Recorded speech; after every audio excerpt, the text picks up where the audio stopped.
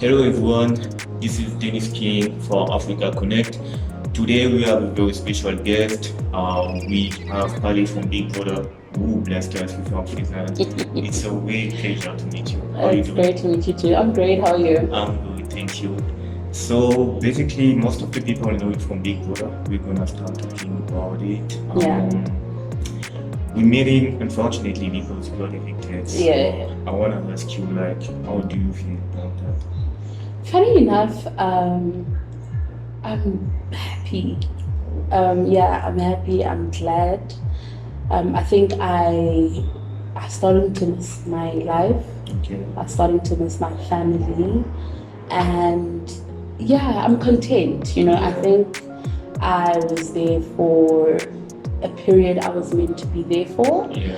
And I was ready. Like I was ready. It came. The eviction came at a time where I was ready to leave. So I couldn't even hide it. I think that's why I did that little reaction when it was time to go. Yeah. Because I had been waiting for it.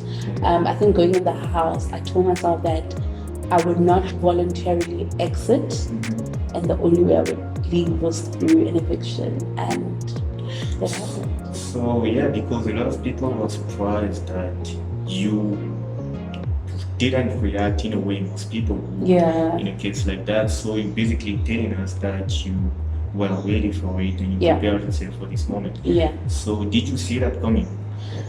I kind of did. You can never be too sure, right? But I was mentally prepared for it. I was emotionally prepared for it. I was anticipating it. I just missed my family. I missed my life. I missed people. Yeah. Believe me when I say it's easier to have an opinion about housemates when you're not there. Walk just a mile in their shoes, and you will understand the challenges that come with being in the house. It's an amazing experience. It comes with a lot of lessons. It comes, with exposure. It comes with a lot. But it doesn't come easy. And at times you do realize that, maybe this is not what I think it was. I must say, I underestimated the experience. I thought, because I remember saying, people always say being in the Big Brother house is not easy. What's not easy about just staying in the house? It's not easy. You never know what time it is. You never know anything. You're living in that world, literally. So it was just time, and I felt ready. I'm glad that I left when I felt ready, and not when I didn't want to. So you talk about how difficult it is to live in a house like this. What more can you tell about your experience? Yeah. Look, my experience was amazing. I met some amazing people. I met, people from different walks of life. I lived with a cocktail of characters. We were all different in the house.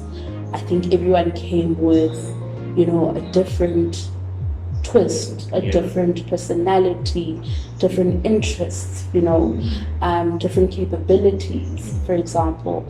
So that had its good and bad days, because sometimes you wake up. I remember the first day, oh my God, I'm in this house with 22 other people that I don't know from above. So, and you're living with them. It's not like you can just say you're spending the day with them and then you're going to your own space. No, you're living with them. So obviously that came with, challenges. And then just trying to navigate your way through that.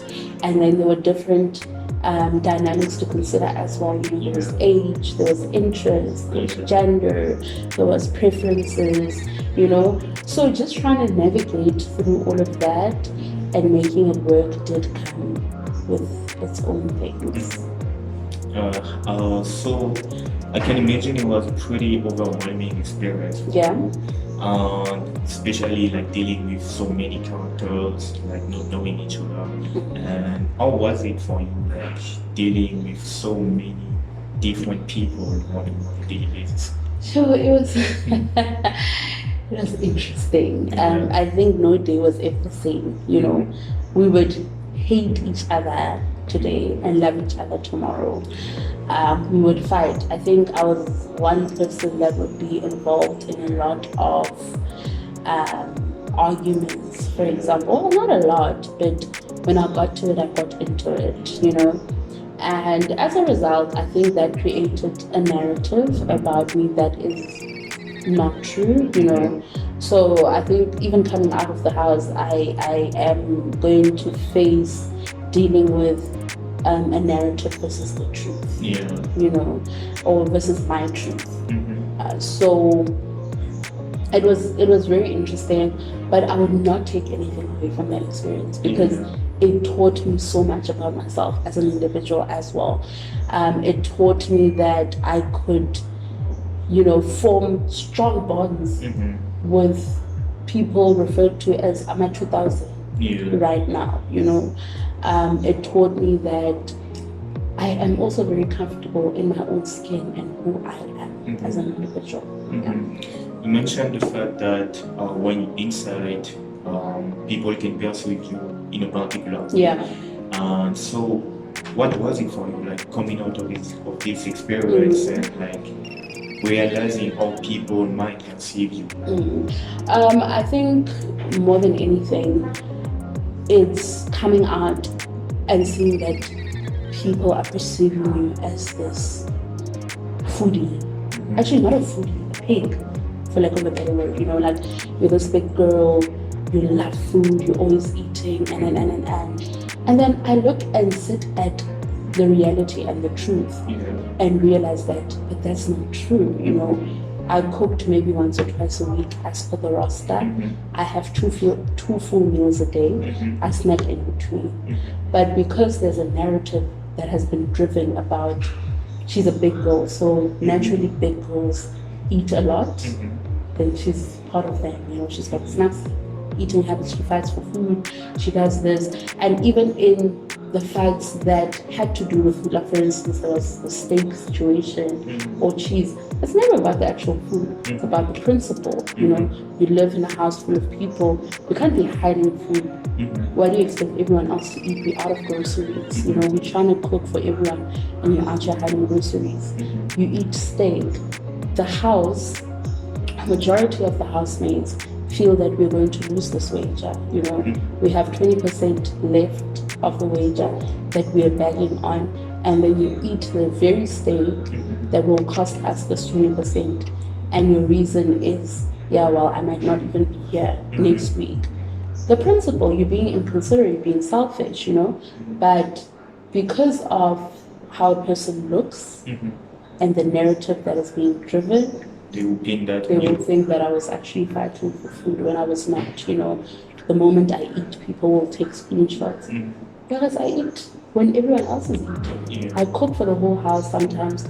By the time it's time to eat, I don't even want to eat because I've been cooking. You know, so yeah. I'm sorry that people have that perception of you, but hopefully this in terms like people to know you better. So basically now, talking about how people perceive you, and because we don't have a lot of time left, I want you to tell us like what can we expect from you from I think what you can expect from me, I'm actually going to take this lemon and turn it to lemonade, you know.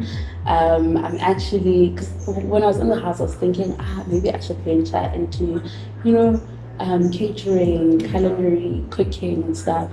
And that's something I want to expand more into, you know, because I really love cooking. I do it at home. It's something I really like, and people received my food very well. People would be so excited when I was in the kitchen. So why not turn that into something, you know? I want to grow my business. I've got a business, PM Celebrations. I do gifting. I do events, decor. I do, you know, anything that you want, actually, luxury gifting, personalized things, anything that has to do with celebrating a person or an event, I do. So I just really want to use all this publicity and turn that into something positive. And so we're looking forward to it, and we can only wish you the best in your new ventures. Thank you. Thank you very much. Thank you for your time. It was a pleasure. Thank you for having me.